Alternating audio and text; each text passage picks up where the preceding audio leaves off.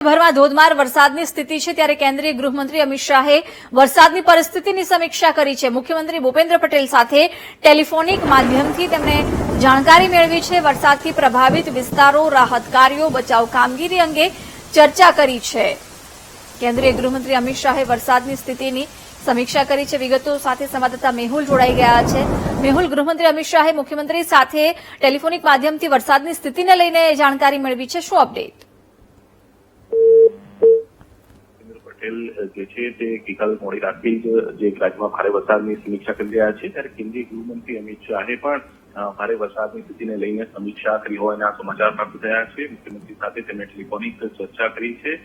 રાજ્યભરમાં જે ભારે વરસાદ થયો છે તે વરસાદ પ્રભાવિત અને પૂર પ્રભાવિત વિસ્તારોની સ્થિતિની સમીક્ષા કરવામાં આવી છે અને ત્યાં ચાલી રહેલી રાહત બચાવની જે કામગીરી છે તેની પણ સમીક્ષા કરવામાં આવી છે।